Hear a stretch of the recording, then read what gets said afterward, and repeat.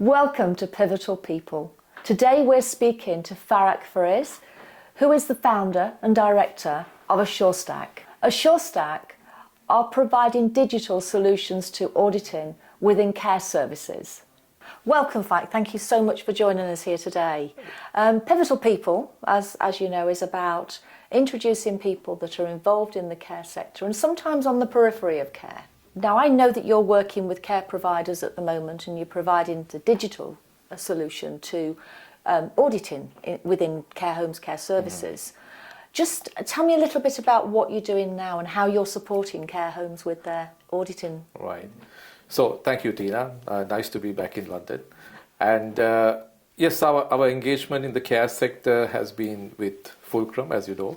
And the key piece here is you can build technology to do anything. But if you don't understand the business, you're going to get things which are not relevant to the business user. So that is where I think working with Tony and the Fulcrum team gives us a good understanding about the business and how technology can be applied to that business, which makes business sense. So I think that's number one. Second thing is, once we understood the business and the challenges the care sector goes through, I think it made it easier for us to develop a system where it would benefit the care home, the operator, to make sure that all their functions are properly audited and they stay compliant ahead of time. So we are kind of preempting their formal audit process and getting them ready for it so that whatever issues they have, it will be flagged and they will know how to fix it. Yeah.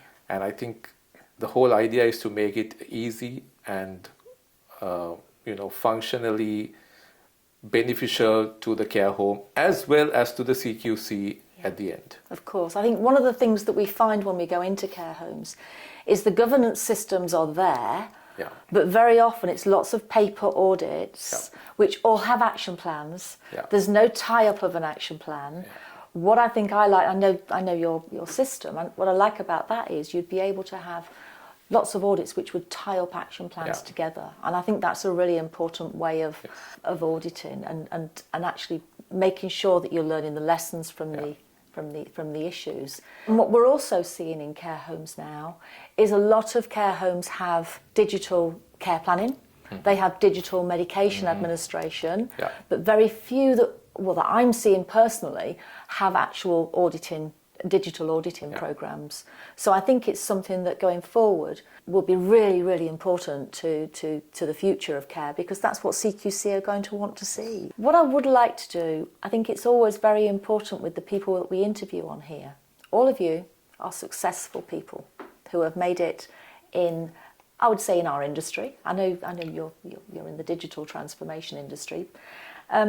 So I'd like to sort of go back to the beginning and where did you start? What got you to where you are now? Yeah, so I started my career back in 1994 in Sri Lanka, where I joined a IT company, a typical IT company that worked with solutions from global giants like Microsoft, Oracle, and we were pushing solutions to the banking, telecom, and the manufacturing industries in Sri Lanka.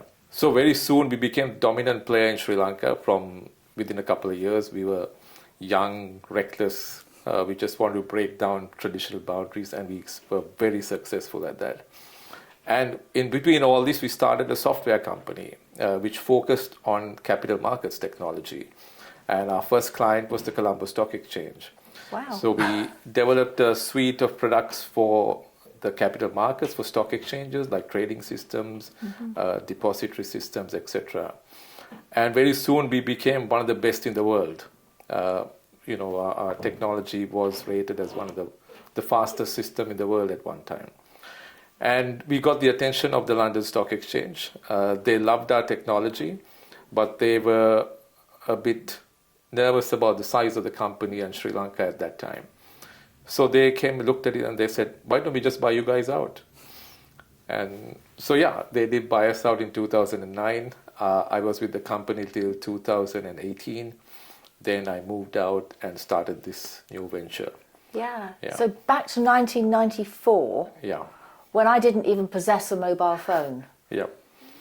So technology from then to now is phenomenal. Absolutely. We have in our hands what used to be in a massive room. Yeah. So how have you and the people that you've worked with along the way made that transition, and how have you kept up with it? Because it's been, I suppose, your generation is the fastest moving as far as technology is concerned. Yeah, thank you for that, your generation comment. Well, I'm a lot older than you. I know I'm a lot older than you. When I started in 94, I took a solution to one of the telecom operators in Colombo, and I said, look, you can push messages to the phone. And at that time, they didn't have the SMS platform to make that happen. So we developed an application, and we pushed stock market information and I think email messaging at that time. And immediately that telecom operator differentiated itself with the rest of the market. Yeah. Fast forward to 2019, when I moved out, a friend of mine came and said, look, why don't we develop a platform for farmers to trade their produce in Sri Lanka? Mm-hmm. So I said, look, I tried this earlier and it failed. But at that time, we tried it when the mobile technology and penetration was not at its peak. Mm-hmm. So we got some farmers down in, somewhere early 2019, I believe. And they were very savvy, and they said, put it on the mobile. And we developed this platform, put it on the mobile, made it mobile ready. And we immediately saw people downloading and starting to use it. So I think it has come to that level today. There is no turning back. I mean, I had an example today where my data was not working and I was lost. I was 3 minutes away from the location I had to be and I was lost. But I had to call my son in Sri Lanka and get directions. So it worked out okay. Yeah. I very, very often phone my husband and tell him that the sat nav in the car isn't working. Please get me to where I need to be. So I get where you. And we have come to rely very heavily on our phones now, haven't we? And totally. Totally dependent. And again, what's going to happen in the future? So where do you see things going in the next 20 years? Wow. Where are we going to be? What are we going to be talking about? I mean, everything is going to be predicted for you. Yeah. Which is good and scary at the same time. Yeah. My next meeting, I'll be told, okay, you have to go to place A. This is the route you take. The weather is this. Avoid this road. And when you go to this meeting, this is what you are supposed to do. This is what you're supposed to say. These are the people you're meeting. Here's the background. So it's going to, on the positive side, it's going to give you all that. If you look at other industries like, say, the legal side, legal profession, medicine, etc., it's going to change dramatically. We are already talking to clients in the legal industry how to use AI and look at briefs and give opinions, which would normally take a junior lawyer maybe 3 days, which is now going to be happening in minutes or seconds. Same goes for medicine. You will be able to, in the future, put a complex set of scenarios for an individual's health, and it would turn out a report to you saying, okay, these are the medications you'll have to take, these are the actions you'll have to do, and give you a report based on that. Yeah.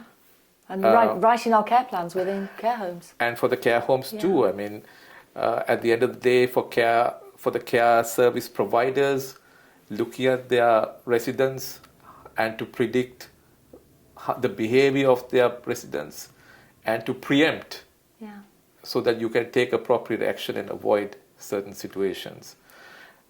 So it's going to get to that level on the positive side. On the negative side, I mean, it might reduce your thinking as a human to a great extent, but that's, I guess, evolution, part of evolution. Yeah, we're definitely not thinking. You remember in the past, I'm sure, you're not quite as old as me, but going to a dinner party without a mobile phone and somebody comes up with, do you remember that person that was doing this? And you Google it, and how did we ever do it without Google? And I think you're right, it reduces our own thinking. So, we maybe need to find other ways to stretch our brains. Yes. That's been really, really interesting because I know care, and I know we've worked together on the project, the Assurestack project. Just tell me how the providers out there can get their hands on the Assurestack solution. So yeah, I mean, the first step is go to the Assurestack website. That's one step. The other one is obviously through Fulcrum here in London, and engage through them. We can also get people into a demo very, very quickly, and then onboard them for a pilot use, handhold them, take them through that, and then bring them into full operational commercial use. And we'll be there to train them, guide them through the whole process, and make sure that they have a smooth onboarding and use of the system. Yeah. So we can do that. But I think looking beyond Assurestack, today most care homes have disparate systems for different operational usages. What is important is to see how we try and bring that all together. And I think part of Assurestack's vision is to be a unifier across all these disparate systems so that they talk to each other and make the data sharing and optimization of data usage much, much more efficient. Yeah. And make them a better service provider. Yeah, and actually moving forward, that would really help if one of the problems is certainly with the care plan systems and the medication systems, some of them work together, some of them work together quite well, but sometimes you'll go into a care home and there's no link between the two at all. And if we could link the auditing to all three, that would be amazing. Absolutely. I think that's definitely on the cards. Okay. Can you have it done within the next year, please? Definitely. Definitely, yes. Fantastic. Yep. Thank you very much. It's been lovely to speak to you. Thank you for coming. Thank you.